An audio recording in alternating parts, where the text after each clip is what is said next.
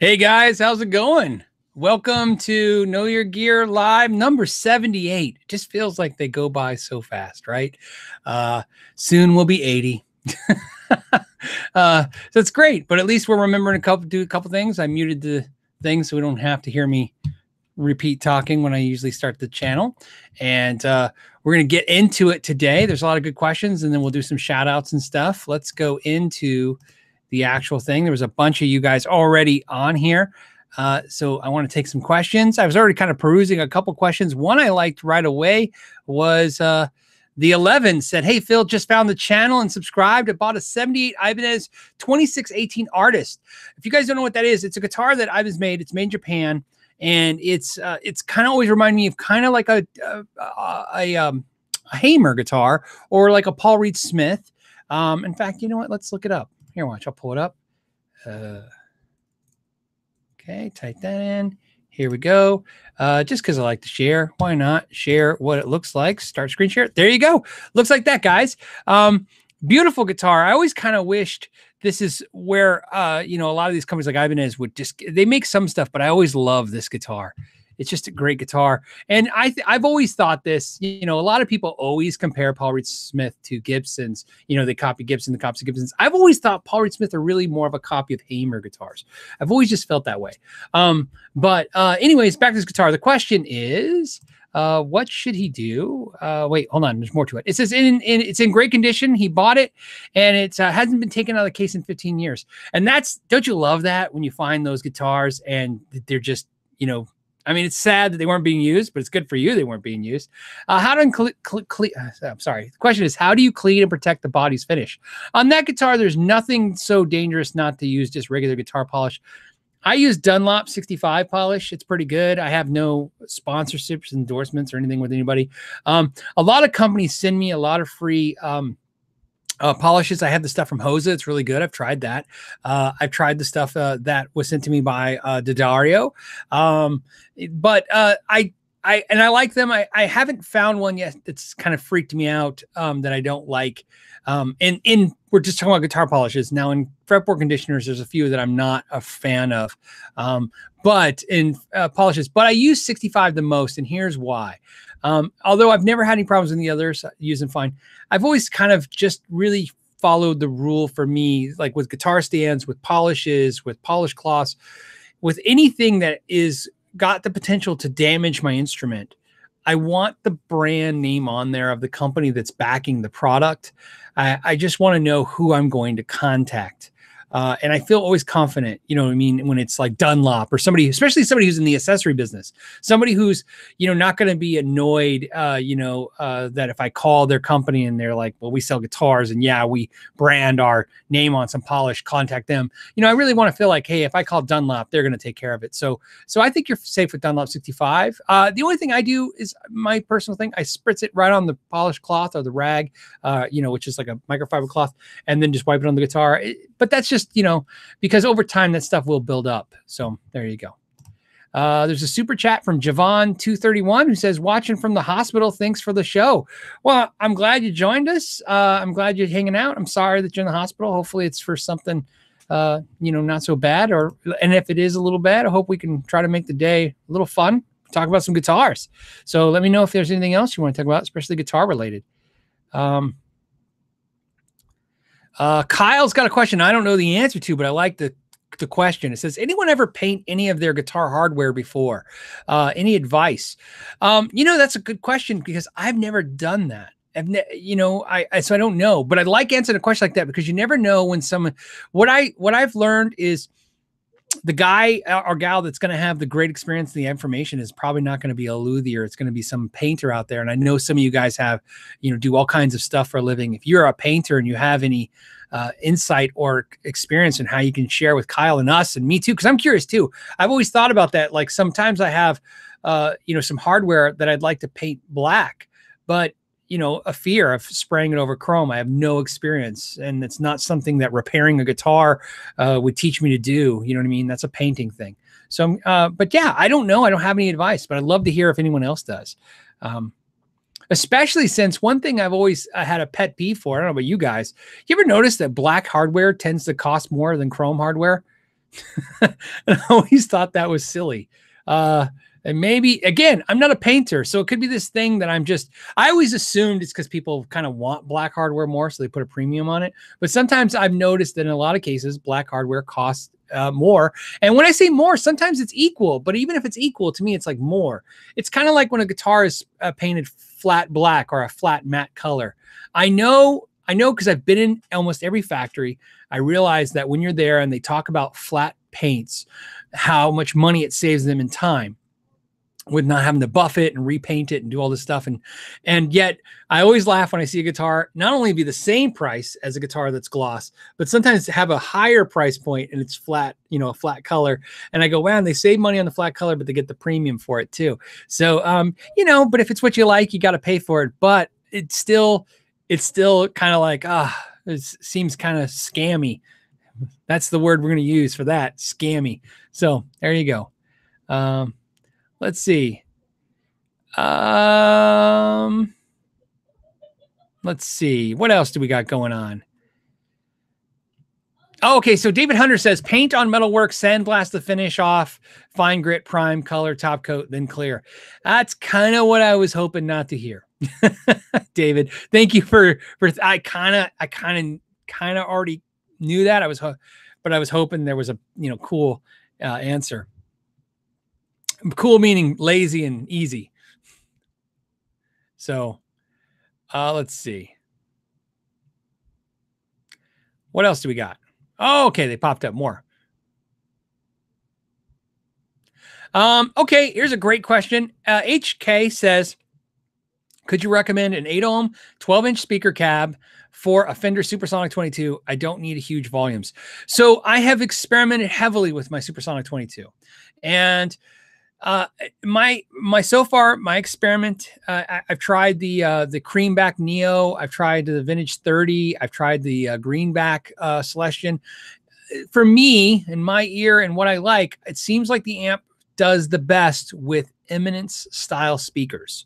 So for the cabinet, what I would recommend is going with something like that, something that has an Eminence in it.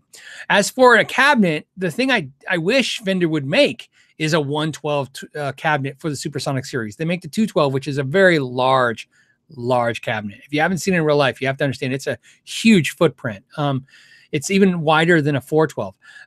But for a 112 cabinet, if you want something specific to Supersonic, you could always go to Mojo Tone. They make cabinets that will fit that head perfectly. The other option you have, which it's a little out of alignment but works, is you can also look at the Hot Rod Deluxe cabinets by Fender and look at those speakers and make choices off the speakers. But I would really like to reiterate that as much as I wanted to try every speaker and fall in love with it, the Eminence really seems to be the best for the Supersonic 22. But again, hopefully there's other players out there that have tried the Supersonic 22. Again, I like the feedback because I'm about 6 speakers into the 22. In other words, purchasing speakers and trying them and not coming with anything better than the stock Eminence that's in it. That stuff starts adding up after a while. You know what I mean? I even tried the Jensen. I should have went that too. I have an Italian Jensen 112 I tried. So, Matt Matson says, hey, how do you feel? Hey, Phil, how do you feel about the, is it Sire Basses by Marcus Miller? Haven't tried one. I wish I could. I love Marcus Miller. So you guys know him and Michelle and Deocello are my 2 favorite bass players of all time. Overall, Marcus Miller is my favorite bass player of all time. I got to meet Marcus Miller at one time. And Ralph was with me and made fun of me. You probably always know it. Ralph likes to bust my chops. I have never fallen apart as much as I did when I got to meet Marcus Miller. You know why? It's because, sometimes when you meet your idols, there's always this intimidation factor there. But Marcus Miller is just so cool. Being cool. When you meet rock stars, they're famous, but secretly I'm aware of the fact that they're famous, but they're still kind of like normal dudes, you know what I mean? They're just normal people that just happen to be famous and they're talented. But Marcus is not only talented and famous, he's cool. So when I walk up to him, here's what's funny. When I walk up to him, I said, when I shook his hand, I said, "You're Marcus Miller. You're awesome." And then Ralph goes, you just told him his name like he didn't know what his name was. Well, which, yeah. But it doesn't matter. The important part is I got to shake Marcus Miller's hand. If you guys don't know who Marcus Miller is, man, look him up. That guy is, again, he's the reason I play bass. Okay. What else do we got? I was talking so long, I skipped some questions. Let's go back. Let's hit some more. And while we're at it, I need to pull up. Sorry, guys, but the super chats, I like to pull them in a log. They have a little log for me over here so that I can jump around and see all the questions and comments. And that's what's great about the super chats is, like I said, I've said this before. I'll say it again on the live shows. If I have to go a little long on the hour, we'll do it to get the super chats. But I want to, get all the. I'm trying to find great questions, and you guys have so many great questions. But there's some I think are more interesting to the majority of us than just specific. I'm going to try to get to everything interesting. Julian Doe says, hey, Phil, what's the difference between the Peavey 5150 and the EVH 5153? This is a good question because you could easily say they're the same, but I don't think so. The biggest difference to me, and when we talk about the original Peavey 5150 and the new EVH 5150, and we're going to say, for lack of argument, we're going to go with the 100 watt amps. To me, the EVH 5153 adds an amazing clean channel. That's what I specifically can say I like. I have a friend, his name's Thor. He's an amazing guitar player, and he's really into the 5150s by Peavey. And he got a 5153 50 watt head from me, and he doesn't like it as much as the Peavey. And he A-B'd him, showed me what he liked about each one. And I agreed. The original Peavey 5150 had some kind of magic to it. And that's maybe because of James Brown, man. James Brown, not the hardest working hardest working man in show business. James Brown, the amp builder. James Brown is the guy who designed the Peavey 5150. So in my ears, what I'm going to say is this: I prefer the Peavey 5150's tone to the new EVH 5150. Some people may disagree. That's fine. I mean, I'm not saying I dislike one and like the other. Just one's a 10 and one's a 9. But the EVH definitely the clean's a 10 and the Peavey's is a 7. So that's the thing for sure. Plus the other thing about the Peavey 5150s is even the block letter ones, even the value ones are still a fraction. Where Peavey really used to own the market. I love this story. I'm going to tell it. I'm going to take a second to tell it. You know what I love about the Peavey 5150? This is why I love James Brown and the guy who designed it and why I like that amp. I always tell it. I love this story. Let's say if you saw a millionaire and you went to their house and they had a Ferrari and a Lamborghini and a Mercedes and and some kind of crazy Ducati motorcycle and whatever, and then they had a pickup truck, a really nice pickup truck. You wouldn't think that was weird. You'd be like, oh, that's their sports car, that's their touring car, that's their this car, this is their truck, right? But even though all those cars are like hundreds, $200,000, $300,000, and then all of a sudden there's like a $50,000 truck, it doesn't seem weird. When you go into studios, high-end studios, and you see Diesels and Bogners and Dumbles and all these crazy expensive amps, $5,000, $4,000, $6,000, $10,000 amps, and then you see a Peavey, which is like a $500 to $700 amp, when you find them on the market, it doesn't seem weird because like that pickup truck, it just has a purpose, and its purpose is that's that modern metal sound, and that's what a Peavey should always get credit for. That amp sits in a room full of boutique amps, and it doesn't have to apologize for what it is, and that's an impressive thing. So that's my tangent on the two 5150s. There you go. Let's see. Okay, this is for Sarang. Sarang says, hey, Phil, how do you age a Pearloid Strat Picard apart from spending 30 years playing it? There's a lot of tricks. Pearloid is a little trickier than, let's say, a normal plastic Picard. Like when I've aged Picards, and I've tried all the things. You can watch a lot of YouTube videos, which I did about 8 years ago, and got some ideas, and I tried them. One, of course, is soaking them in tea. you know, just making tea or coffee and putting the pickguard in tea and coffee, plus, you know, your guitar is going to smell like a Starbucks, which is not a horrible thing, I guess. You know, smells like a coffee joint. And that will age them. But I can tell you for this, the Pearloid, I've had the biggest problem getting the Pearloid to age.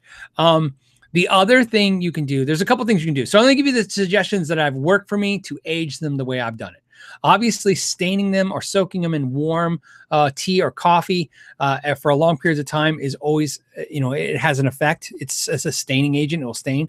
The other thing that works, believe it or not, Pearloid is ultraviolet light, not heat. So you're not looking for heat. You're looking for light. Believe it or not, people don't realize this, but a tanning bed is a great way to destroy a guitar's finish versus, you know, people think that they, you know, when they crack finishes, sometimes they heat them and cool them and heat them and cool them and all that they do that. And sometimes they use X-Acto knives.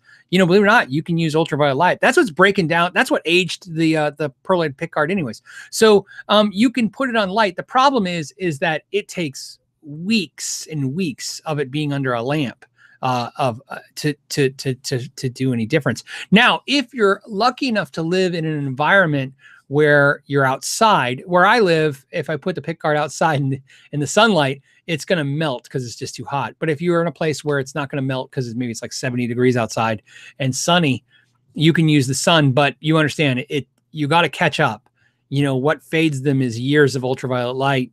So you need, you know, days and days and days, if not weeks of light. So that's a way to do that too. And I've had great success with that. And in fact, so, you know, on the Pearloid pickguards, I can honestly say I've had great success even when I didn't want it. In other words, I've had them age when I didn't want them to age because they were in the light. So something to think about.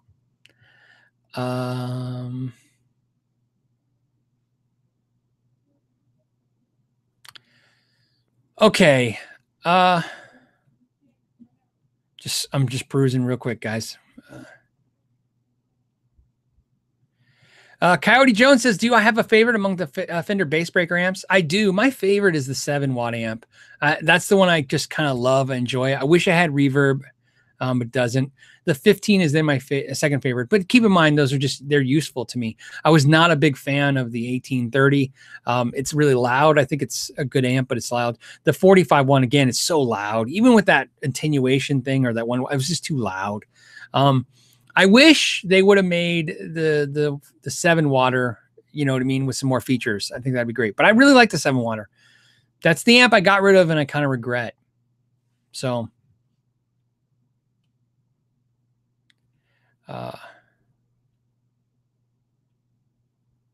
Dan says, how do you stop fingernail splitting while fingernail picking, finger picking? You know, I have friends that are guitar players that do a lot of finger picking, and they'll use nail polish, clear nail polish. I've seen them use it. Whether it works, I don't know. But I mean, they are friends that are literally, they play a lot of flamenco and classical guitar, gigging out, and they'll put nail polish on their nails. And then, of course, any kind of diet, I'm sure that strengthens your nails is good. If anyone else got any suggestions, I don't know any others.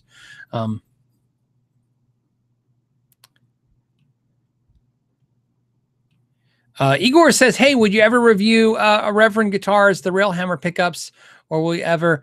Yes, I think eventually I'll come by a Reverend. I mean, that's just kind of the thing. There's you know what it is? I came with this idea a couple weeks ago. I wrote a bucket list of guitars I'd like to review. You know, kind of like that. Hey, you know, before the channel dies and it all goes away and nobody watches anymore, which can happen, you know, yesterday or 3 weeks from now or years from now, who knows? But, you know, what do I want to make sure I get done? You know, what things do I want to see? And Reverend was on the list. It was a guitar I was on the list. I was curious. And Matt Madsen just did a super chat. I appreciate that, Matt. Man, that's cool. It helps the channel go. It's nice. It's like, okay. Let's see what else we got.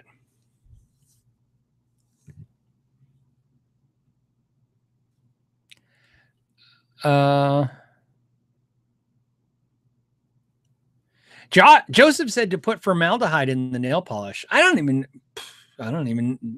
why not? I guess I've never heard anything like that. I didn't even know you can buy formaldehyde. And then, Karsten said super glue, for flamingo nails. Super glue is something I use quite often. I'll put it on my fingertips even. You know, sometimes you know, when you have, you know, a cut or a bruise, I've especially like a paper cut or just a cut. If I ever cut my finger, I'll super glue it up so I can play guitar. And then you just kind of reapply super glue as needed because it wears off. A lot of people are saying super glue. So super glue might work. It doesn't sound horrible. HK did Supersonic 22 head, 12-inch cab that will suit both clean channel and burn channel. Should I go vintage 30, creamback, or Eminence? Thanks for the advice for people like me that like Marshalls too. I know, man. I'm telling you, HK. I'm Eminence. I did exactly.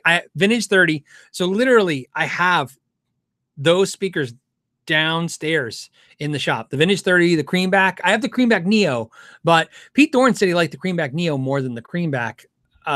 So I mean, that's good, you know, good recommendation. So I've done the vintage 30, the greenback, and the creamback all in that amplifier in the Supersonic 22 cabinet. And the Eminence is the winner so far. And the reason is because here's why, and maybe this will help you, HK, either decide to do it or decide maybe to pass on my advice. The issue I have with the Supersonic is it goes from this area where I like the tone of the distortion. The Eminence definitely wins for the clean. There's no question about that because it warms it up and makes it full, softer, nicer, just a better overall clean. But for the distortion, I think the Supersonic has this point where it gets nice and then it gets fizzy. And I don't like the fizz. And for some reason, the vintage 30, the creamback, and the greenback all added to the fizz issue. So it thinned out the clean and it made it a little more, you know, a little brighter. And then it literally made the distortion fizzier. So the Eminence warmed it up the best and made the sound fuller. So that's why I'm recommending what I'm recommending. Now here's the interesting thing, HK, and this will add to the thing too.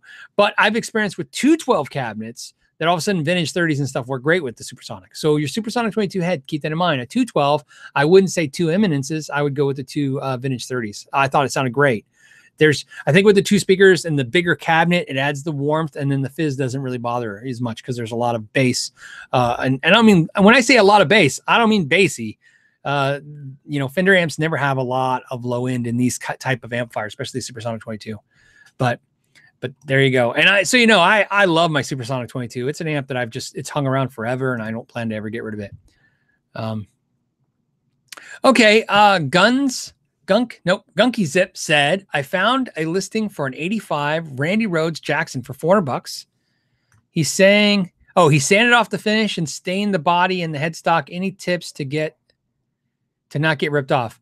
Yeah, I would. It's an 85. So when you say 85, what I don't know is that I think 85 is pre-Japanese, so it's got to be an American Jackson. I don't know. It's tough. Like, I don't know when they started doing the main Japan stuff. So $400 for a main Japan Randy Rhoads Jackson that's got a sanded finish is too much. But if it's an American made, it's worth it in the idea that if he sanded all the finish off the body and stuff. But see, when you say and headstock, does that mean the logo's gone? And so here's I'll answer both ends. If he sanded the headstock and removed the logo, dude, the guitar's value is junk. It's gone. Even if it's American made, it's going to be tough. I mean, it's tough. Whether it's made $400, I don't know, but I know it can't be worth much more than that. But again, here's the deal. I'm a real stickler about that. When guys sand off the logos off headstocks, it always kills value. I mean, dramatically. So that's just be aware of that. Now, if he sanded the headstock but the logo's still there or something like that, or it's, you know, can be repainted or redone, maybe it's a good guitar to put some money into, but you're going to have it repainted, because if it's an American Japanese or American Jackson, you know, American Jacksons can pull enough value that if you have $400 into it and you add $600 for a paint job, you have $1,000 into it. But unless you really want this guitar, it doesn't sound like it's a deal that you have to have. I'll say it again. I'll say it over and over again. Remember, your money will always run out before deals run out. So never jump on a deal because it's a deal of a lifetime. There is no such thing as a deal of a lifetime. Not that I've seen. Now, when I say no such thing, sure, somebody's going to comment, I bought a 59 Les Paul for $1.85. Sure, whatever. But what I promise you is this: whatever deal you're coming across, there's another one down the road. You know what I mean? That's the beautiful part about this. So if it feels great, you want it, you're willing to put the money into it, do it. But if you're asking me and you're willing to give me $5 to ask the question, I'm going to say I would pass. Wait for the better deal. Hannah Gunson said, did the Les Paul's quality very much on 70s, 80s, and 90s? You know what? I hear that all the time. You know, right? 70s were bad years. 80s or some years were good years. And then there's 90s and all this stuff. You know, my thing about Gibson is always been, I'm going to tell you, this is going to come up. I made a joke last week, and I'll tell you the joke. You know, they're looking for a new CEO at Gibson. And I said, I should apply for the job, because everybody's saying that as a joke, right? I should apply for the job. Not me, but just, you know, everybody's saying they should apply for the job. And I was saying, yeah, I'll apply for the job. Here's what I would do if I ran Gibson. I would say, hey, guess what? The new thing at Gibson is no new things. Basically, the guitars are going to make them just like we did. We're adding no new models, no new colors, no new nothing. This is my joke, of course. And then I said, but I would drive to the nearest Guitar Center, go pick out the best Epiphone I can, take it back to the factory, hand it to the quality assurance manager, and say, okay, make sure all the Gibsons leave like this, and then add 2 more lines of quality assurance. I've come up with this conclusion that Gibson's biggest problem has never been how they build guitars. It's the quality assurance letting guitars through. And that's because when you make high-end guitars, when you make high-end anything, you shouldn't make a lot of it, because that's the point of being high-end, is that it's discerning, it's quality. So Hannah, I found with Gibson, I hate to say it, not because they're Gibson, not because they're, you know, any other reason. When a company makes a lot of anything, it's just hard, because somebody could pick up 7 guitars from the 70s and they just happen to pick out good ones and say 70s are good.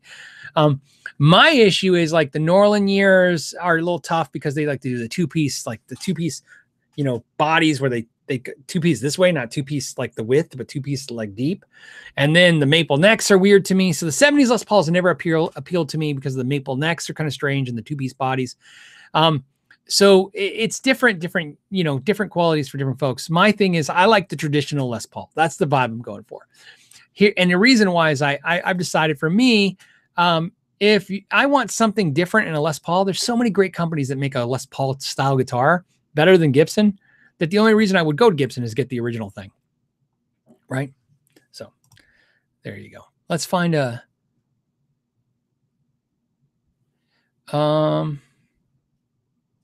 yeah, this is a great question, because it's impossible. I'm going to say pi sign something. I don't know. Can't see how that works. Pi sign. Hey, Phil, thoughts on Sterling Access versus Fender Player Series Strat? Love this question, because that's an impossible question to answer.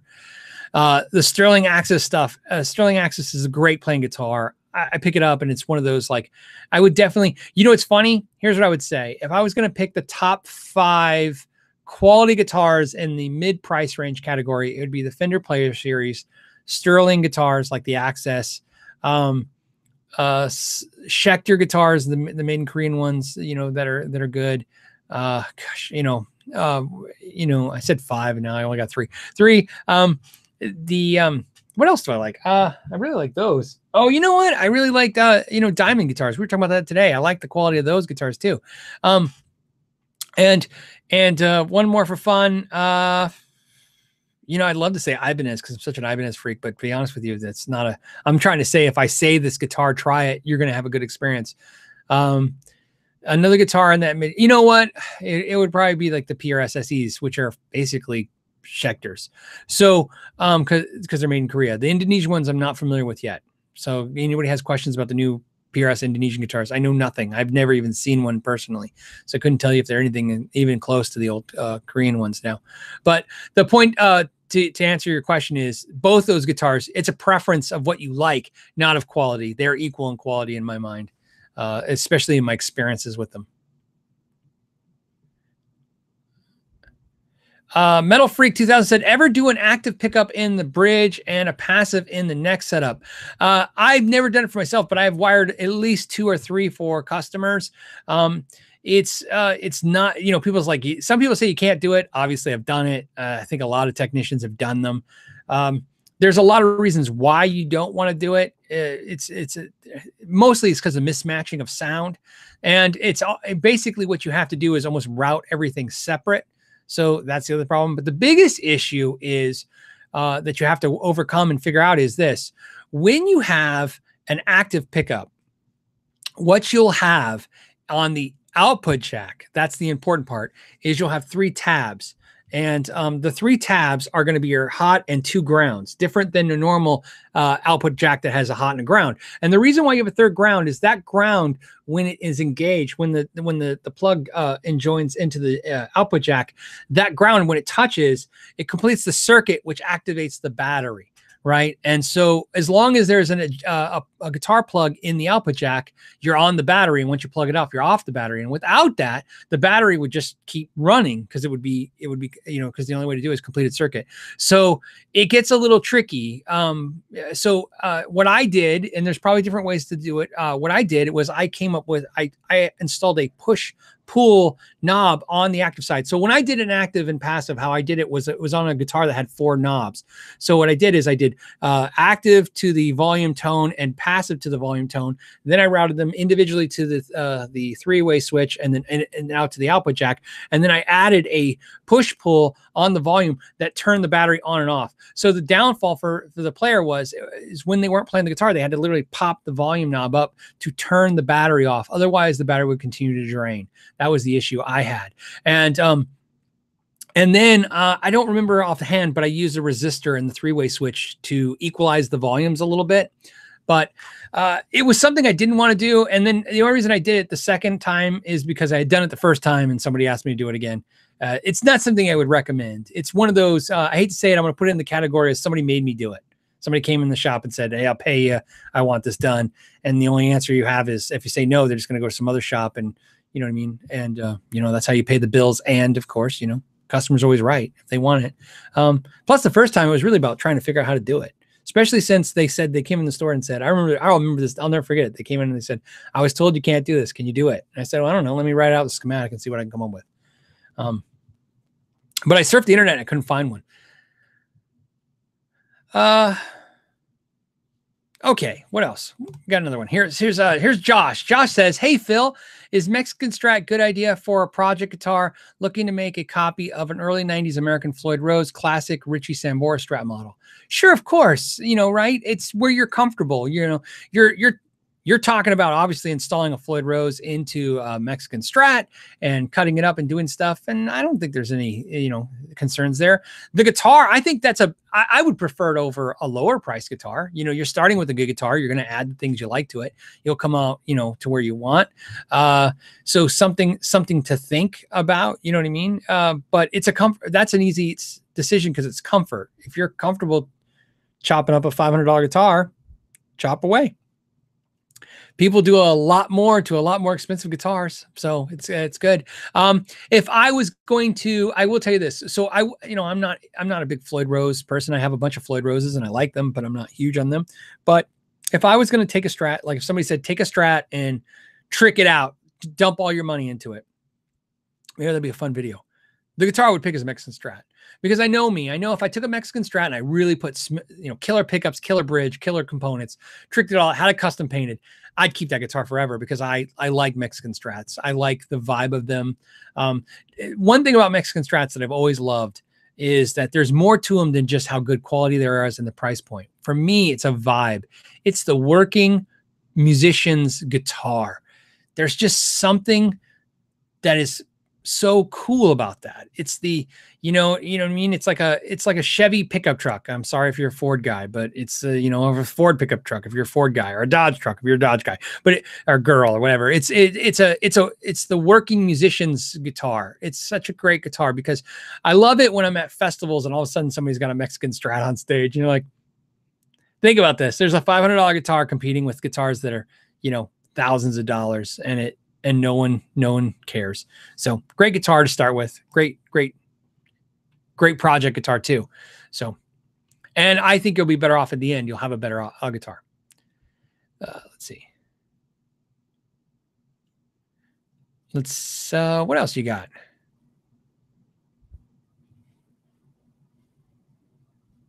Oh, Richard Brubaker. Great question. How do I justify the purchase of a guitar sight unseen? man, you know what? Here's what I can tell you, Richard. And again, I like to just jump to my experiences, my personal experiences, because that means I've paid the price and hopefully you can learn from it. What I can tell you, a little secret from me about purchasing guitars, like on the internet, sight unseen. In other words, when I look at my guitar collection over the years, people, especially on YouTube, you guys can do that too. You can go back over time and go, yeah, you don't have the guitar anymore, or you still have this guitar. When I look at my guitars over the last, let's say 10 years, just pick the 10-year mark and start looking at guitars at 10 years. What I noticed was the guitars that I have longer than, let's say, 5 years of those 10 years, I actually purchased them through playing them first. So I've learned personally that if I buy 10 guitars sight unseen on the internet, I'm probably only going to keep 1 or 2. So I think it can be done. I think buying guitars sight unseen is easy, is it can be done. But what I really think happens to the majority of us players is you're playing Russian roulette. You're playing a game. You're playing the odds game. And financially, I can tell you over time, I never win from it. And that's why certain guitars, like you've heard me say this already. I have a really heavy Gibson Les Paul. It's really heavy. It's in the other room. It's like 11 pounds. And I don't love it. But I have purchased so many guitars sight unseen and had so many miserable experiences. I refuse to buy my next Les Paul until I physically touch it, because I just can't do it. Even with Sweetwater, where they tell you the weight and you see the pictures, can't do it. So, yep, there's something to be said about trying it first. James Casper says, Phil, why are acoustic amps made with almost all 8-inch drivers? I want acoustic with at least a 12. You know what it has to do? It has to do with, think about it like bass players. Like a lot of bass players are using 10-inch speakers, 410s versus a 115. If you go back to the 70s, bass players, man, 15s and 18s. Remember, does anyone remember the Peaveys with the 118-inch speaker, or the 210s and the 18? Bass players want all that low frequency. And over time, you learn that the smaller speakers, like 410s, equal out to a 15, or maybe that's a 118. 410s equal to like an 18, because they go off to like the physical size, but more importantly, the 8-inch drivers, they have a lot of clarity to them. That's what the 10s give for the bass. You get low end frequency, and you actually produce a lot of low end, but you produce it in the frequency range that you want. So there's a reason why acoustic amps do the 8-inch drivers. There's a lot more into the experimentation than you can imagine.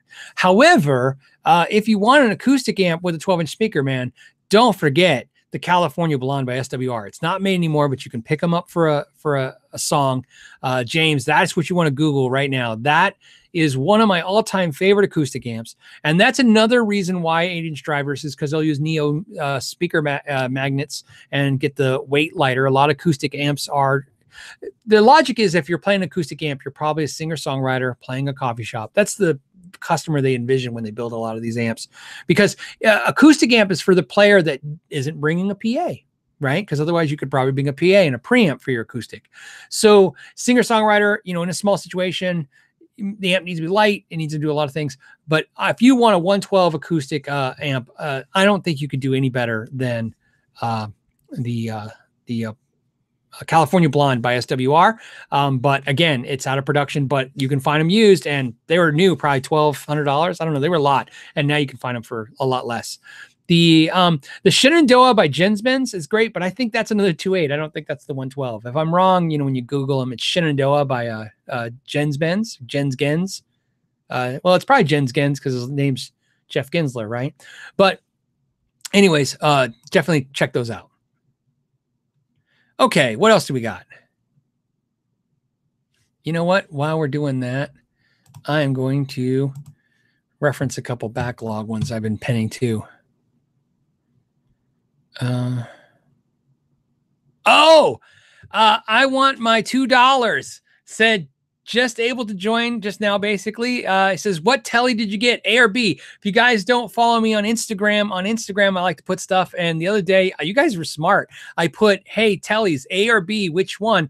And it was probably looked like I was just saying, which one do you like? But really, he caught it. I was buying one, and I was just sitting there driving myself crazy for hours going, which one do I want? I want a Telecaster with humbuckers. As you guys know, I play a Strat with humbuckers.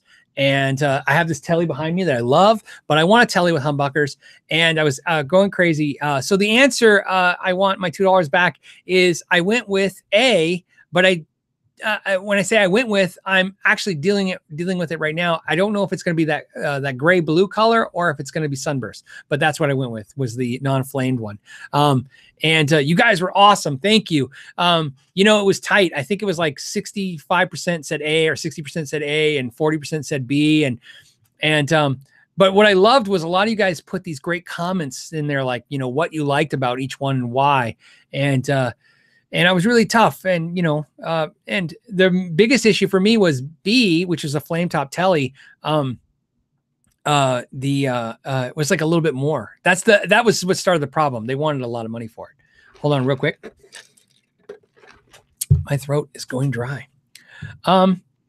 Jeremy Red Door says, thoughts on Richlight used on Gibsons over 3K. I hate it. I have no problems with Richlight as a material.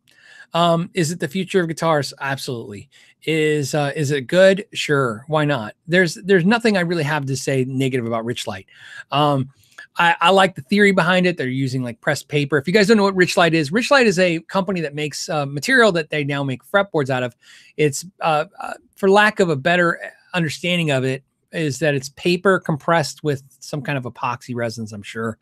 And using different densities of paper and other materials, they can make it feel and sound like rosewood versus ebony. I have a guitar with Richlight ebony fretboard, which is my Godin.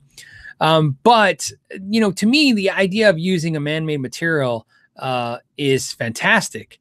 But here's where I'm confused. If you're of a certain age, you probably remember when fox furs and rabbit fur coats were a thing. My mother had both a rabbit fur coat and a fox fur thing. I don't know. When I was a kid, it was a thing. That's not a thing anymore, right? I don't think so. I don't know if people still buy fox fur coats and rabbit fur coats. I don't know. I wear t-shirts and hats. What do I know?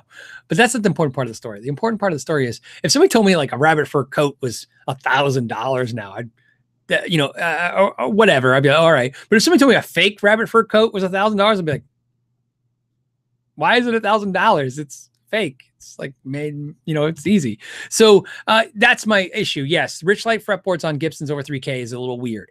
I don't agree. Why would you make a Les Paul Custom, which is a limited, expensive guitar and so Jeremy's being nice, over 3K, dude, they're $4,500. So, and I actually have, again, we're sharing stories today. This is a true story. A buddy of mine, his wife knew that he wanted a Les Paul Custom in white. And she called me up and she said, hey, Phil, I know you know things. Can you tell me where I should buy this guitar? She goes, I was thinking about getting it on Sweetwater. And I said, hey, just so you know, there's a store locally that has an old stock one on the wall. They want $500 less than Sweetwater. And it actually has ebony fretboard because before the change, go get it. And she went down and got it.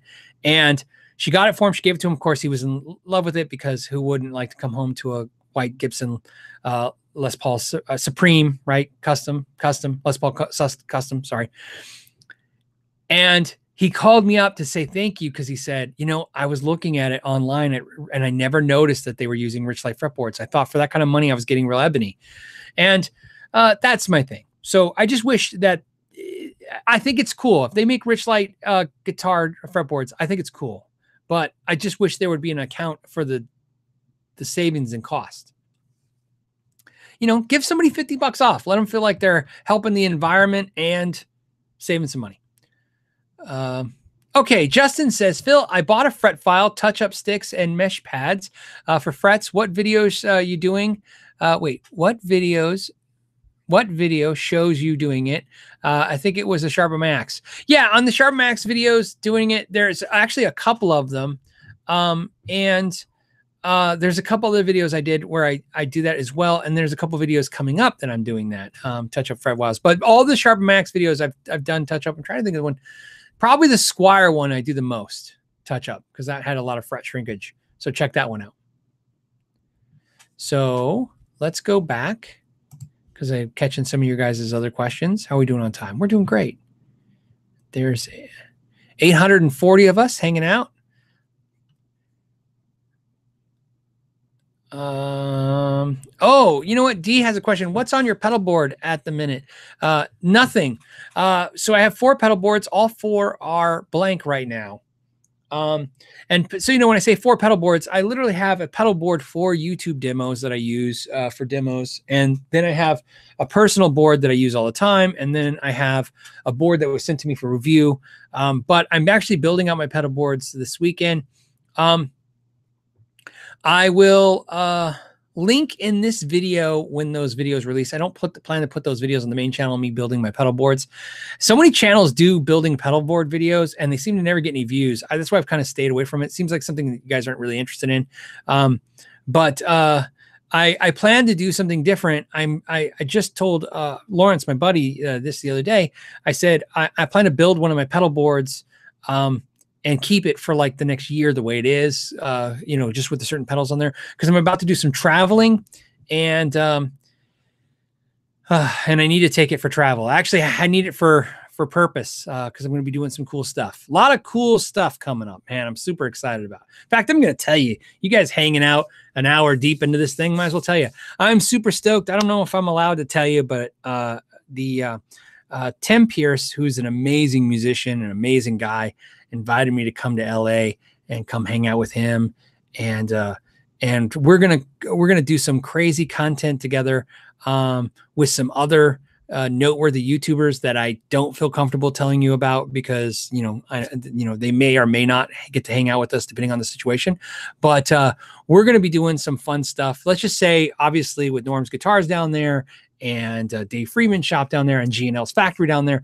We're going to have lots of fun, and it's going to be a couple days. Like I said, it'll be in September. So I'll be filming it in late September, putting content out. You know, he's the sweetest guy. He just called me out of nowhere. When I saw him at the PRS event, I went up and just told him how much I like, you know, him as a musician and as a YouTuber, and then he reached out to me afterwards and said, hey, let's do some hangouts and do some content. And we're going to try to do some content. So for his channel, maybe we'll do some more gear related content and kind of dive into gear for his viewers. And for us, I want to get into not only some how to improve the way we play kind of content, but also talking about, you know, this man he's played on over 1,000 albums. You know what I mean? So let's talk about some of the cool stuff and how does that work? And, you know, so that's coming. That's exciting. And that's going to be really cool. So obviously when I go, I'm going to be taking a guitar and a pedal board. So I'm going to be building on a pedal board. So maybe I'll talk about that, because I think hopefully you'll find that interesting. And if not, I promise I'm going to have a blast. Yeah. Tim Pierce. Yeah. Hannah's like, Tim Pierce. Yeah. You know what? I'm hoping if I'm just in the room with him, I get 1% better at playing guitar. I got a feeling like, you know what? I've interacted with some guitar players that are amazing guitar players and teachers, but just something about Tim, I just know that just being around him for even a short period of time, I think he can fix some holes in my playing and help me some stuff, and just, I don't know, great stuff. And then, like I said, that's the content I want to share with you guys, right? One of the videos I want to do, I don't want to give it away too much too soon, but one of the videos I want to do is basically, you know, kind of like a fix me in 5 minutes or less. Like, in other words, like, maybe I'll play a lick and be like, okay, tell me how to make this lick better. You know what I mean? What would you do? How would you approach it? How is me, the novice, approaching it versus the professional? How is it different? And not instead of him, you know, doing something, me do it, and then he can show me how to make it, you know, marginally better. You know, he'll do it amazing, but just improve me marginally. I don't know. Lots of good content because of the best reason. It's not sponsored by any companies. It's not like a GetCon. We're not involved in any companies. We're paying for this. I'm driving down with my own dime. It's just about some YouTubers that want to do hang out. We just want to hang out and bring you guys with us and see what happens in LA with a bunch of talented musicians and me. I won't put myself in the same category as those guys, but I'll at least be the one to get some content out to you guys. Okay. What else? We have Jordan. Hey, Jordan says, what pickups would you recommend for tuned down Epi Les Pauls, tuned down to C or B, usually, obviously for heavy metal, doom, stoner, etc. Yeah. You know, so the thing about that is I've had bad luck with really low tunings and high output pickups. So I would stay away from high output pickups. And so like the DiMarzio X2Ns and stuff like that, I'd stay away from that. Everybody's going to have different things, but I would say in my mind, when you tune down low and you have low frequencies, I'm going to talk to you for a second like a bass player. There's a reason why bass guitars have the type of electronics and pickups they do, because low frequencies are, I'm going to say the word bitchy. And I know that's kind of not the right term for this kind of channel, but we'll assume that that word is PG-13 and we're okay. But the truth is that those frequencies they're difficult. So I like active pickups for bass for that reason. Active pickups for guitar, there's some downfalls, there's some good things, but in the low tuning thing, the Fishman Fluence, the EMGs, the Seymour Duncan Blackouts, man, I'm just a fan of those. Now, I'm not a metal doom stoner rock player, so I can't tell you from the experience of like, this is what I would recommend, but I will tell you right now, if you're tuning that low and you're staying that low, definitely look at like, Fishman Fluence and stuff. And here's why, because I got to play like one of the, Toast and Abbasi guitars, and it had the Fishman Fluence in it, pickups in it. And, you know what I mean? That's the way to go. So something like that. That's what I'd look for. I think you'd be happier for it. So it's a good suggestion. And relatively, they're not much more expensive than any kind of boutique passive pickup you can buy. The Guitar Pit says, hey, Phil, anything about Splon guitars? I didn't know Splon made guitars. I would assume they make guitars now, like kind of like Friedman makes guitars and amps. I'm on Splon amps. There is a cheap one on Guitar Center used, but I couldn't find much info. Looking for unique stuff to review for my channel. So Guitar Pit, what I would say is, here's my guess. You know what you should do? You should reach out to Splon. What's great about companies, you understand something. When you call Dave Freeman, you call Freeman, you can get Dave Freeman on the phone. You call Splon, you can get the guys that know what's going on with the company on the phone. These companies are not corporations. They're not so big that if you call customer service and they're like, oh, we went through our records, we didn't find it. I mean, literally, you're going to talk to a guy who's like, yeah, I've been working here for 23 years. What is it again? Oh, I remember we did that. Right. So no, don't ever be afraid to reach out, especially if you're, like I said, be honest. You're like, hey, I found this guitar. It's kind of odd. Do you know anything about it? And you would help me out. And can I email you a picture of it or something like that? My guess, if it's a Splon guitar, it was obviously at some point, everybody dabbles in everything, right? So Splon amps probably messed around with guitars. Or maybe it's as interesting as somebody just copied the name Splon and they got a cease and desist and had to stop. Who knows the story? But I would bet you the best informed person would be a Splon. If not, if you can't go that route, always try to find like a forum for that amplifier. There's always a Splon forum or a, Fargen's forum. There's always a, that kind of thing. But that's where I would start that search for sure. And then let me know what you discover. Send it to me because I'm always curious. And not only curious about the guitar, but curious about how that advice, yielded any results. If you called them and they were jerks and didn't want to tell you anything, or if they were just helpful. But my experience is definitely call smaller companies. And as long as you're respectful of their time and stuff, they should always be good to you. Let's see. TJ Noonan said, damn, you got $100. I don't think it was $100. It was $100. You have to look when you super chats. Somebody said once I got $5,000. You have to understand we are guitar players from all around the world, and you have to look. Sarang could probably tell you. Sarang, don't super chat it, but if you can tell us what country you're from, because whatever we got $100 in his currency. So like sometimes it's euros. I saw euros today. I don't know what the R is. I once got like a 500 Chilean pesos, which I think equated to $7 American. So that's how that works. So, yeah, because it was funny because somebody actually sent me a nasty email. They said something like somebody gave you $5,000 and you didn't seem appreciative. And I was, so that's why I'm mentioning it now. I didn't want anybody to think that I was like, wow, $100 and I don't say anything. Trust me, it's $100 of their currency, or 100 of their currency, but I don't know what the exchange rate. It could be worth $10. It could be worth 50. I never get to know until days later, unless I Google search it. I'm sometimes curious. That's how I found out what the Chilean pesos were. I was like, what is 500 that equates to $7? So I looked. What else do we got? Hold on a second. Mr. Big 8 Baller says, I just bought an open box Fender American Elite Telly for $1,400. Any advice? It's my first Telly. Should I still do a setup? And what would you mod? I didn't see the treble bleed circuit on it.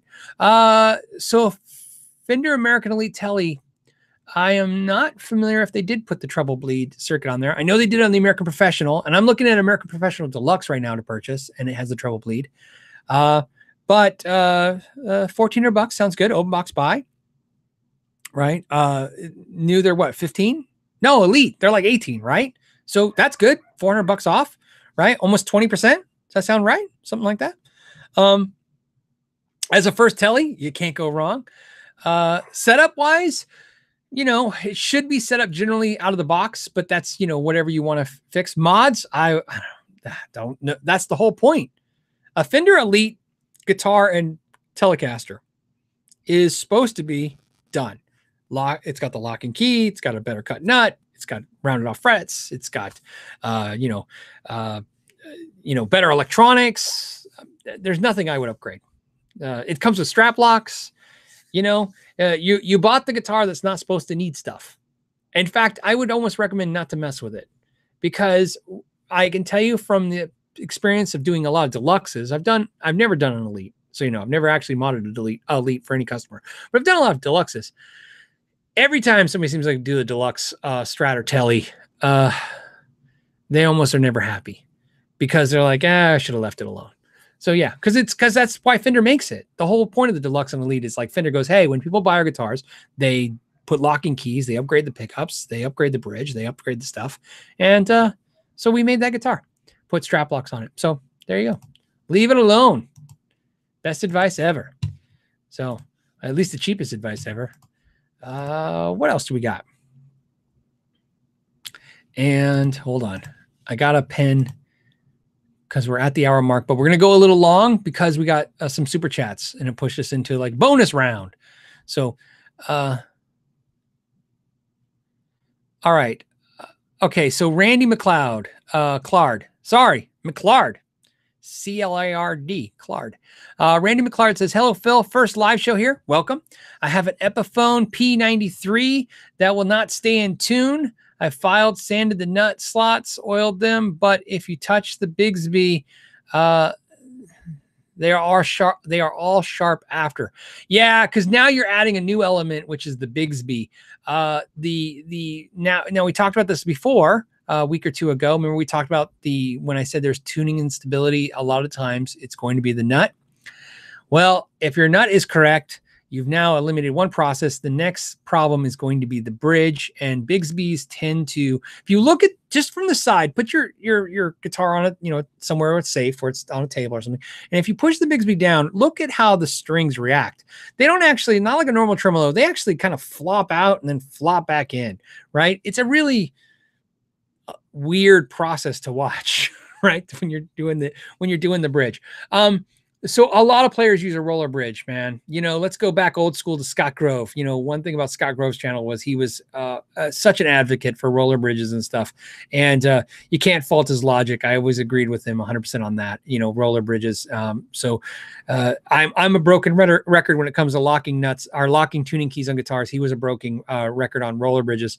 I think if that's something you should look into, is a roller bridge on the guitar. I've had good luck with using bridges like from Graphtec and stuff, where they're lubricated or they're minimize this friction. I think you can get away with that, but in a lot of cases go roller. I did a modification to a Gretsch.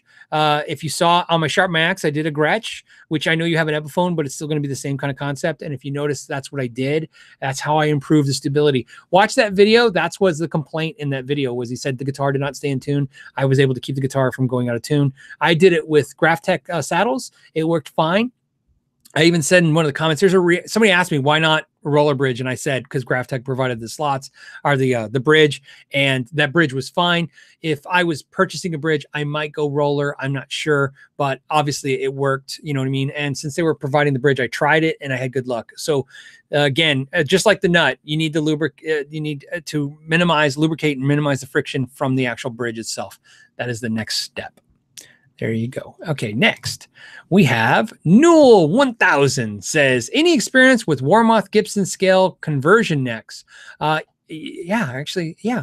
I'm thinking of getting one for my telly to make it more of what I'm used to, plus get rid of the maple fretboard. Yes. So what you're talking about is they actually make two different conversion necks, but obviously you're talking about the Gibson one, the shorter, the 24 3/4 scale neck. Yeah, I've installed Warmoth. I've installed all three of their conversion necks for customers. I did the wider neck because they make a wider. For some people who complain they have big giant paws and the Fender necks are too narrow width-wise, you can get a neck from Warmoth that's wider and it fits into the Fender pockets. I've done that neck, and the customer was greatly satisfied. They were happy. The Gibson one, which is the same Fender, but it converts the scale to 24 3/4 like a Gibson scale.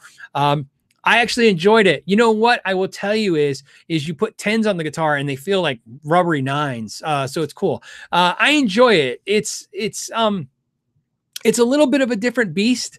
I've done two of the Gibson scale Warmoth necks, both the seamless install, seamless, playing setup was easy. No issues with the neck.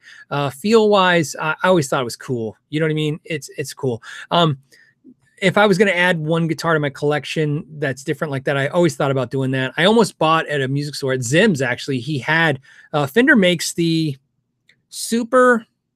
not the Supersonic, Stratosonic. Because there's an acoustic Sonic. Fender loves Sonic, right? Supersonic, Stratosonic, Acoustic Sonic. I think it was Stratosonic. There's a guitar, I think if you Google it, Strat-O-Sonic, and it's a 24 3/4 Strat with mahogany body, maple neck, and you can get it in dual P90s or dual humbuckers. He had a dual P90. Should have bought it, but I waited and he sold it, and I don't know. But same thing. And so you can, it was funny. I was in his store for like 2 hours playing it, trying to decide if I liked the shorter scale or if it was just, a novelty. And like I said, I like it. I think it's something fun, and it's pretty easy to do. Like I said, I think you'll be fine. If you're thinking about doing it, there's minimal risk and pretty fun reward.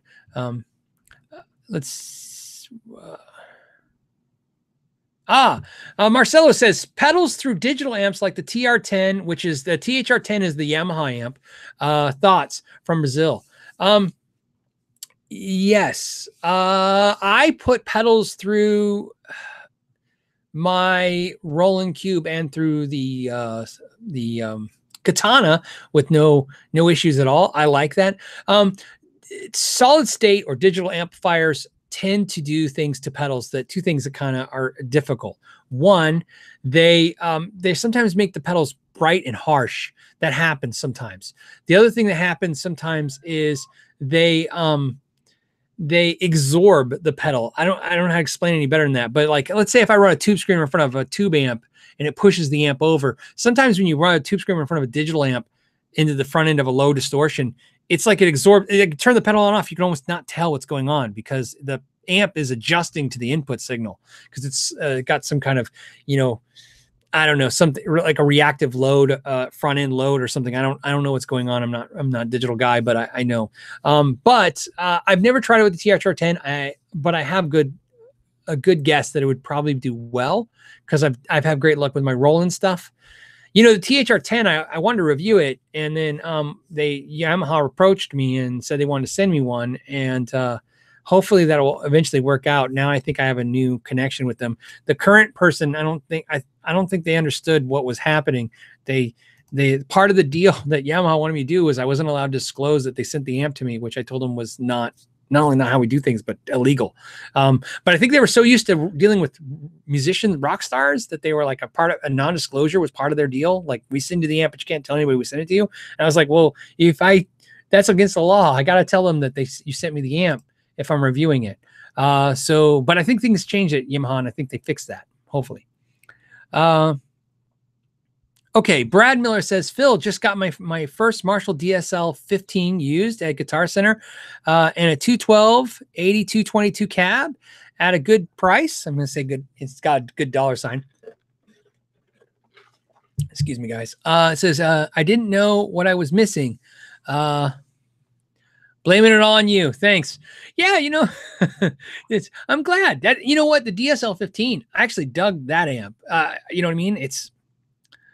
So yes, and see, and Brad, that's my that's my thing. I love the lower wattage amps and in bigger 212 cabinets. That's my personal. I'm always happy. Stephen Lorley says, hey Phil, any progress on the Crimson Guitars build kit? I'm just going off what I told you guys last time. They said they sent one, or they're sending one. I haven't got it. On the build kit issue, we'll see. You know what I mean? I figure what I can do is I can keep waiting. I really want to build the Crimson kit. They make a Tele kit, Crimson Guitars. If you guys aren't familiar with the channel, please check out the channel. I'll put a link in the description. They make a Tele kit, and they make it. It's an ebony fretboard. It's made in England. I really think that'd be a nice kit to do, especially for the kind of the idea of the video I have for the guitar. But we'll see. I'm going to hold out as long as I can for those guys to send it. So, if they don't send it, don't worry, there's going to be a kit, because I've been approached by at least a half a dozen companies, including, like anybody from StewMac to whatever. They all want me to do a build kit, and everybody wants you to do a kit. And I've been pushing it back because of a ton of reasons. And this one really appeals to me. So I'm going to do whatever I can to hold out for these guys. They're really good guys. They make good quality stuff. And I think a lot of you guys would be curious, because that's not a kit a lot of people have tried. There's definitely not a whole lot of YouTube channels I saw talking about that specific kit. So we'll see. And hopefully I'll prompt again. But like I said, I'm sure, because they build it and stuff. And remember, they're sending this to me on their dime. You know what I mean? They got to pay the shipping. They're sending the product. Obviously, I keep it, because once I build it, my plan is I might do a giveaway with it. Depends how it comes out. I don't know. I don't know what I'm going to do. Something else. So we'll see. But I promise whatever it is will be fun. Okay.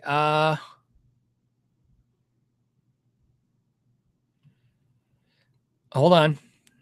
Just give me guys a second to scroll.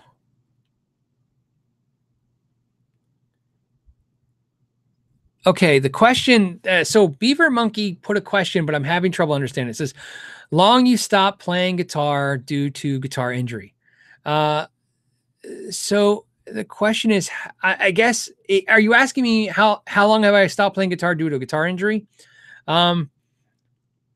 I will tell you this. The longest I've ever gone without playing guitar due to an injury was probably in the because the longest I've ever not played guitar is years. I've not played guitar for years, because I played bass only for at least 3-4 years of my life. I only played bass, no guitar at all.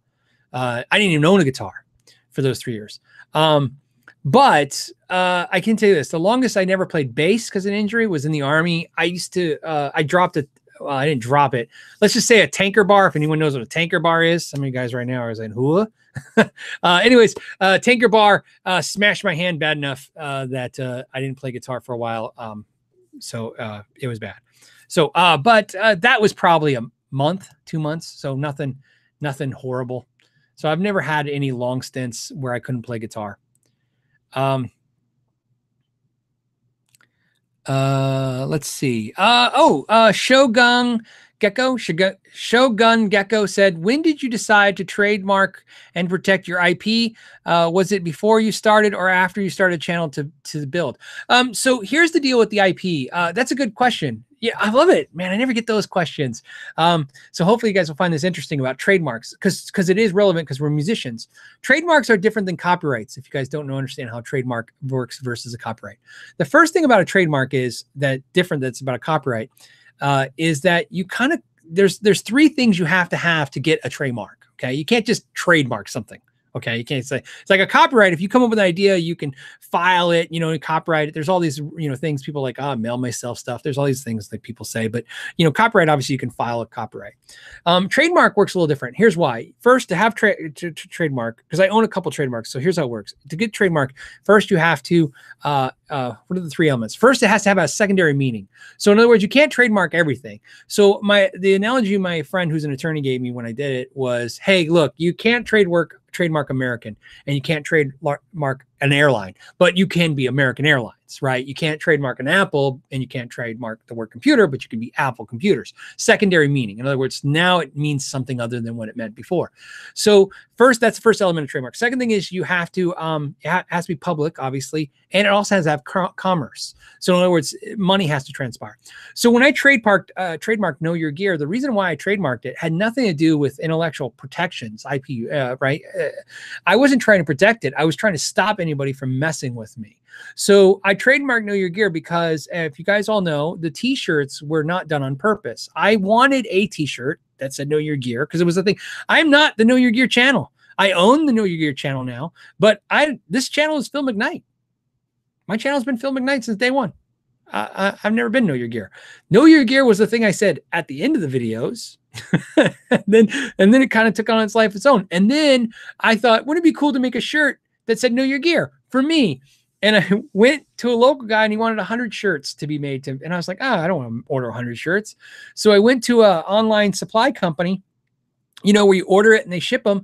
And they said, any amount, and they'll ship me a shirt. So I set up the shirt and ordered it. And then I thought, well, maybe I should ask people if they want one. So I asked you guys if you want one. I sold a couple dozen and I thought this is the greatest thing ever.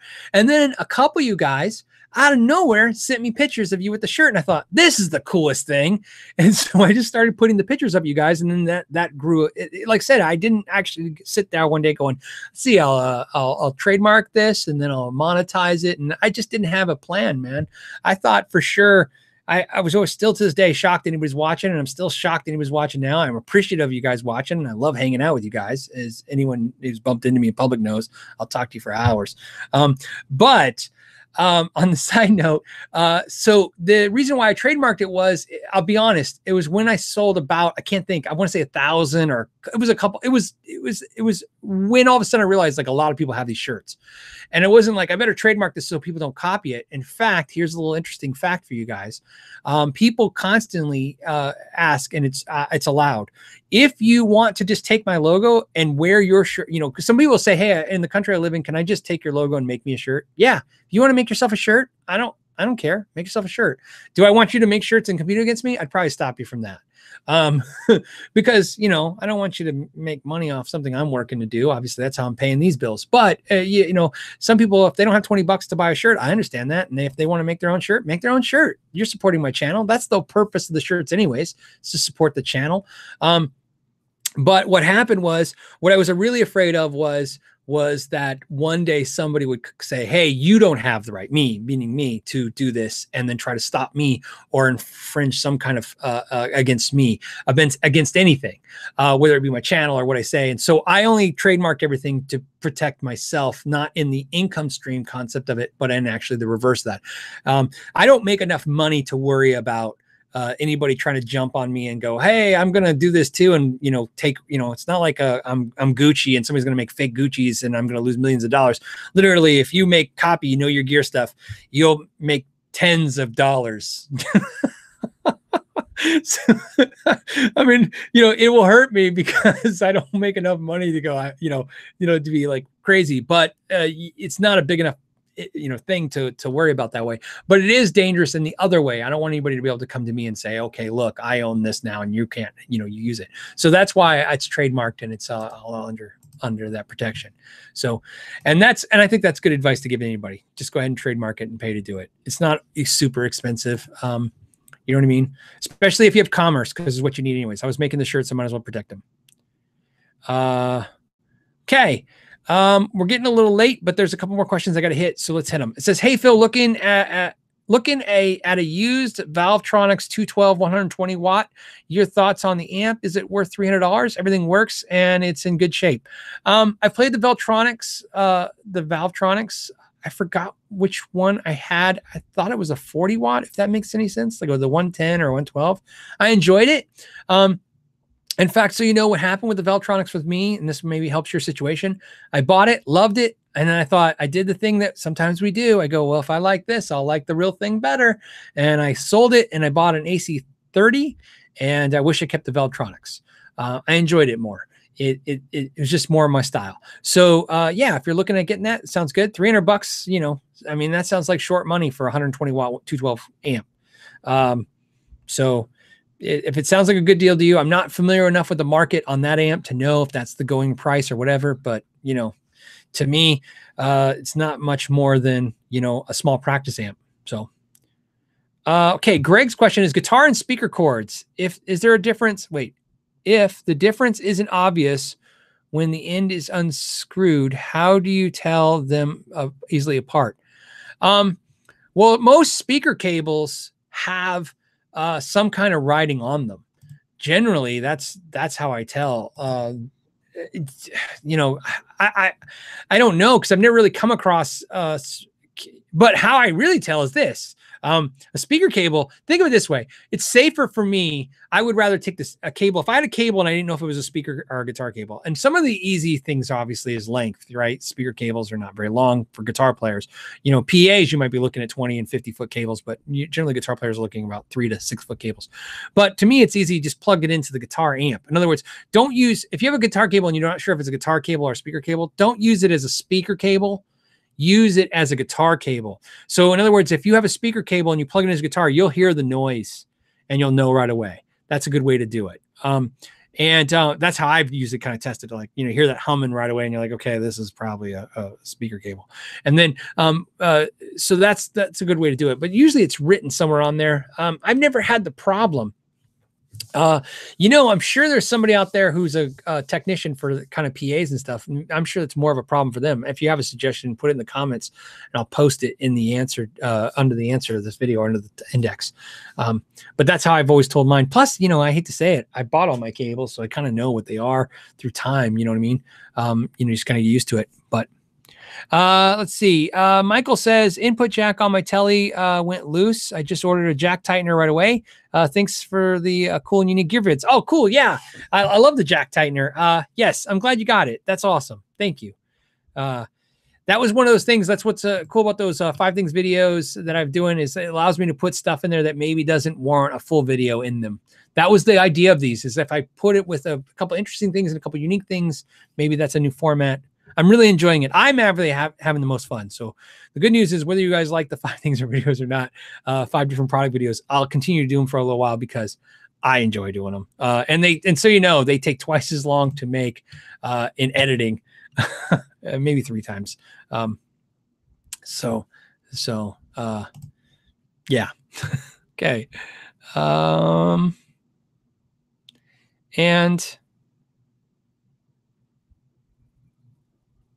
Okay, is that it? Okay, cool. All right, let's see if a couple quick fun questions, and then we'll. Okay, hold on a second. I'm sorry, guys, but when you're talking for an hour straight, you lose your voice.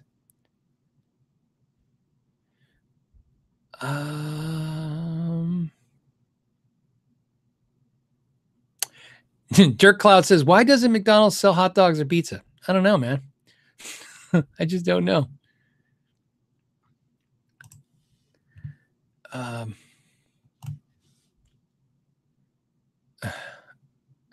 All right.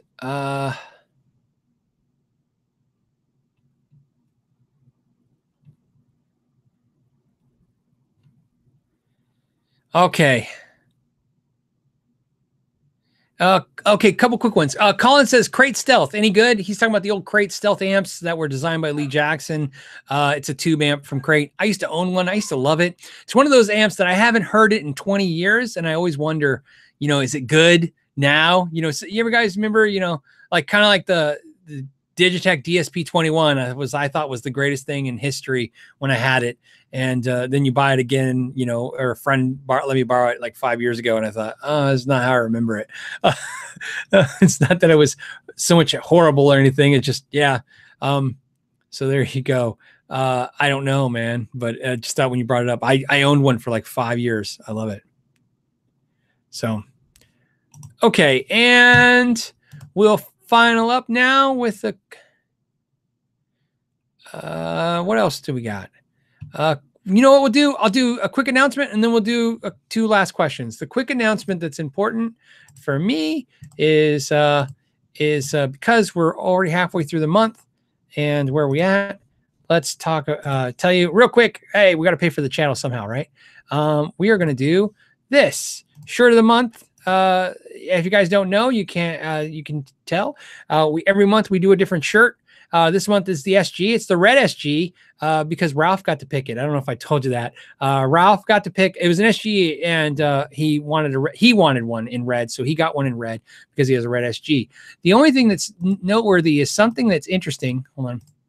That I also want to point out is here's a shirt that's really not for sale, but for sale. And so Justin Mabe is a patron, and he got a custom shirt because some of the top tier patrons, when they hit a certain level, they get custom made shirts. And so anyway, so he had a custom Les Paul gold top shirt made. That's the important part. What happened was I liked it so much I had one made, but here's what happened.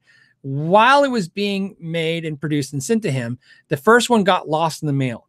So my wife had to make a second one to send to him. And during the second one, 15 of you guys bought one. And then a couple more of you bought one. And now we've sold, I don't know, a couple dozen, right, of these shirts. So what I noticed is she's leaving it in the queue. And then she told me she's going to do something for Justin Mabe to say thank you and give him something a little special. But I don't know how long the gold top Les Paul shirt is going to be for. I know this is like a little, what do you call it?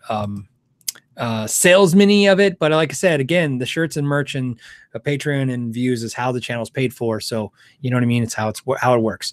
But the point is that shirts like this, they only have it for that month and then they go away. So something fun. All right, let's do 2 last questions since you guys had to kind of suffer through that spiel.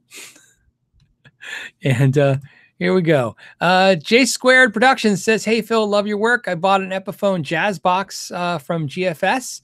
I can't identify it through, though. Can you help?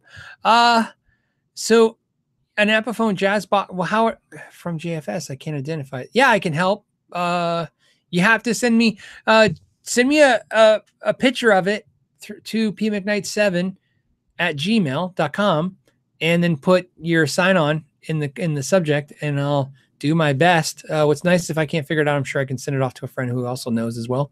I hope that will kind of get you going there.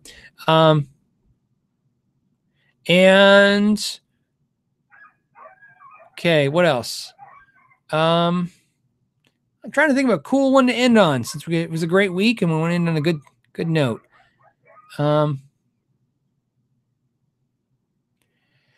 I haven't tried. Somebody's asked me about the Katana Mini, and just because it came up a couple times, it says I have a Katana Mini. Is it okay for what it is? I haven't tried the Katana Mini, so I just haven't tried it. I know the Katana Air is like the new thing. I saw like Tyler did it and Mary Spender, and but I don't know. I haven't tried it. I have no access to it, so I'll have to see. Maybe in my local store, if I hit a local Guitar Center or something, they have it. Sometimes the Guitar Center has the Boss amps, the Katana amps. So,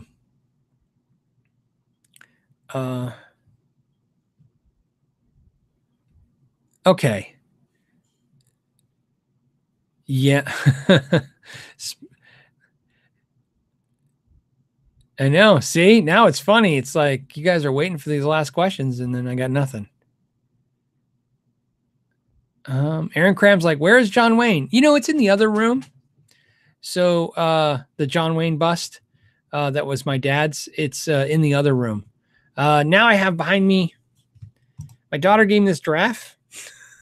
So I have this giraffe, and then I have the Cosmic Hippo. It fell off, but that was there. So I don't know. That's probably not the greatest question. I kind of miss doing those John Wayne things. Those were funny. If you guys remember early on in the channel, I used to put the John Wayne bust in the background. And actually, I didn't put it there. What happened was I did a video once and it just happened to be in the background. And then I would do funny things. And I stopped doing that. So, Jan says Prosonic versus Supersonic. Thanks. Love the show. The Prosonic, here's my answer for that.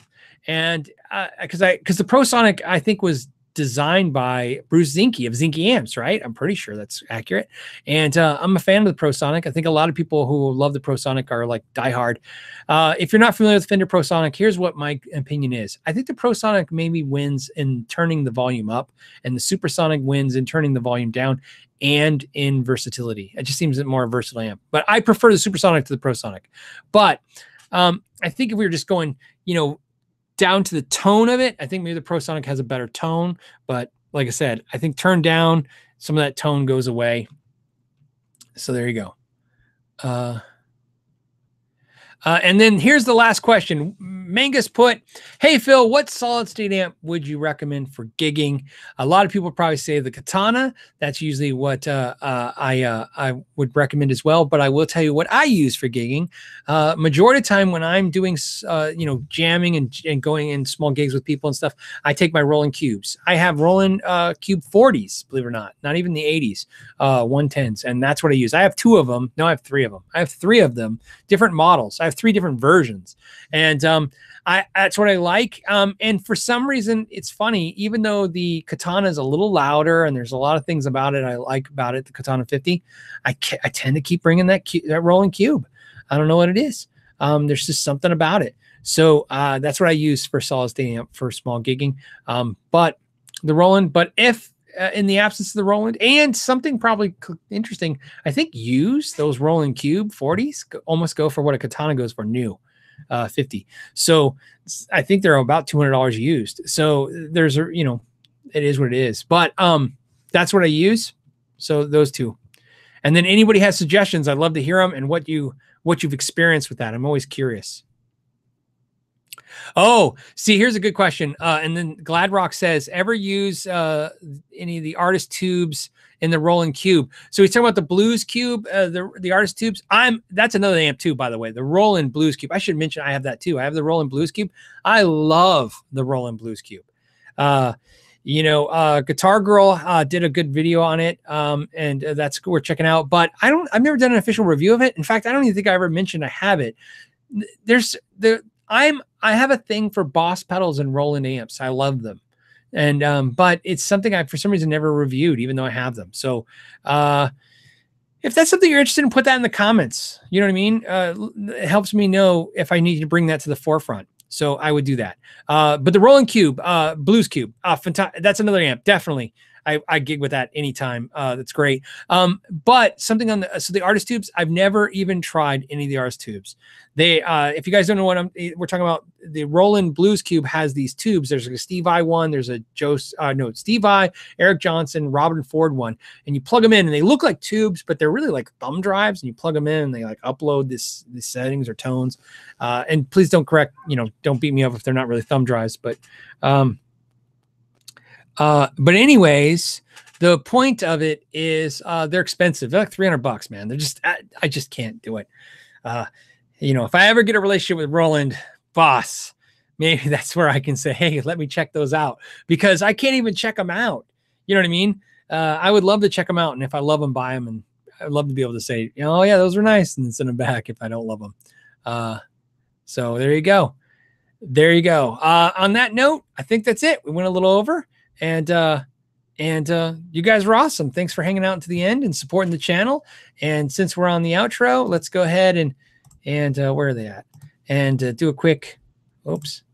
See, I'm jumping around and I've lost myself. Here we go. What screen am I on? I'm on this screen. I'm on this screen, right there. I just want to say thank you guys for this week hanging out. I want to thank Tim, just Tim, no last name. John Levitt, Space Jazz, Paddle Pal Effects. By the way, Luis and what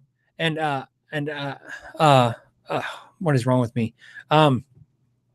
Anyways, those guys have been really great to me. I want to point that out to Paddle Pal Effects. Please check out their pedals. It's Luis and Alvaro. They're great.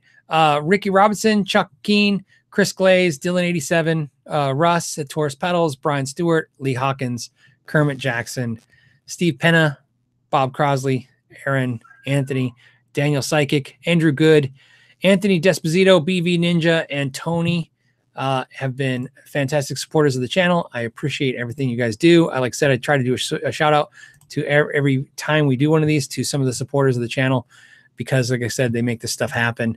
And so do you guys watching this video, supporting this channel. You guys have done more than I can ever repay. And until next week, we'll see some content in between now and then. And until next week, we'll talk on next Friday. Know your gear.